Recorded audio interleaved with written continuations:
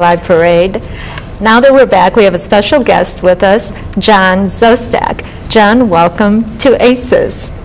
John, as we continue back, and let us go now back to the south part of Evanston, and let's take this path and go across the canal Wings, which is another beautiful sculpture here in Evanston, and through the sculpture park. Why don't you take us into Maine and that part of the city and tell us about Evanston? Well, I'll be happy to. Thank you, Stamata. The big event that happens in Main Street in the South Evanston area is the Custer Fair. And I want to talk about the Custer Fair because I love this event. Custer Fair started in 1972 on Custer Avenue and a little part of Washington Street by a group of artisans and craftspeople who had stores on Custer Avenue.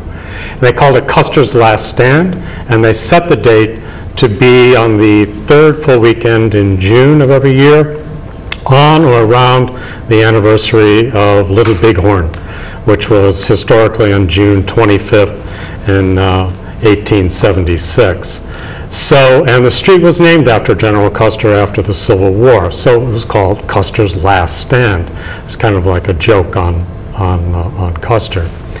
And in 1981, I was an entertainer at the fair, and this is a little bit of a story of injury and decay and dissolution. Mm-hmm. So while I was entertaining at the Custer Fair, I fell.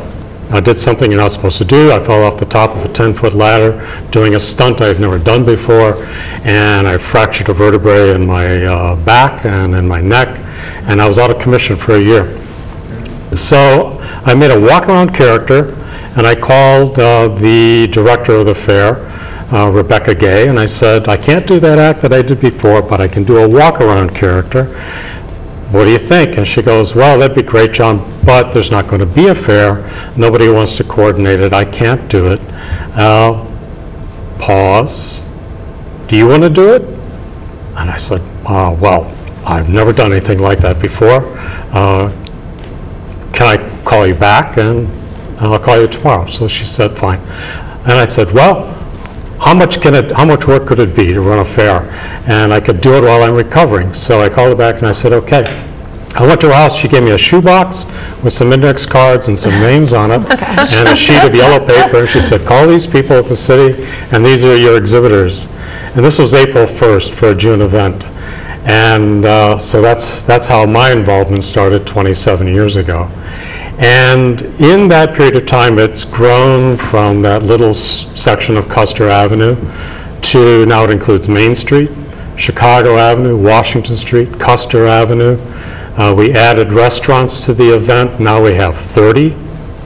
We have close to 350 arts and craft exhibitors and commercial retailers exhibiting at the fair.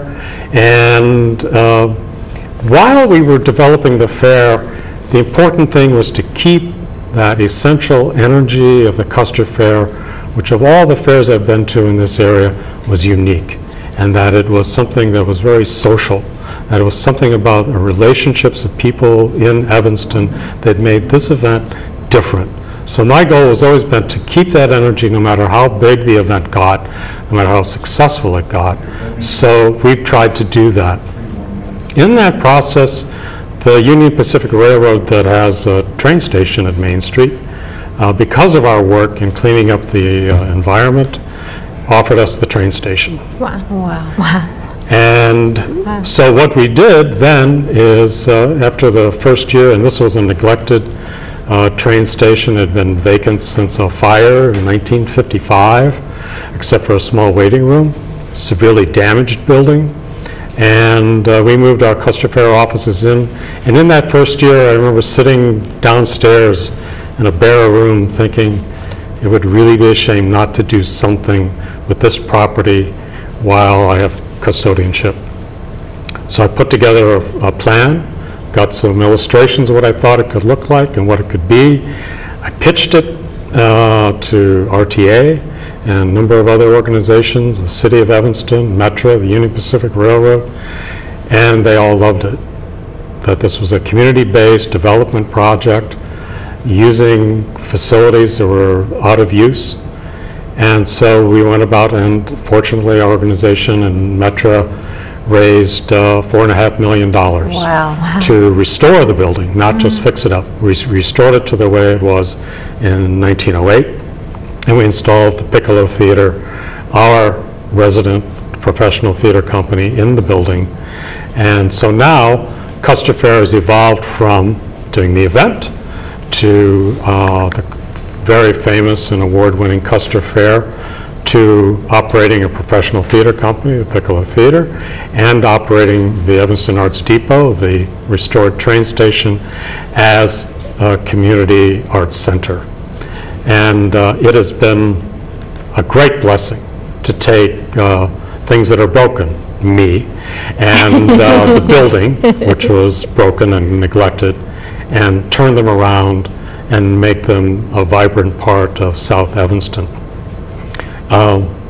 This year at the fair, and in years after this, we are instituting a green fair section, which we will have a number of exhibitors who are there who will have exhibits related to green energy, a healthy lifestyle, and so on.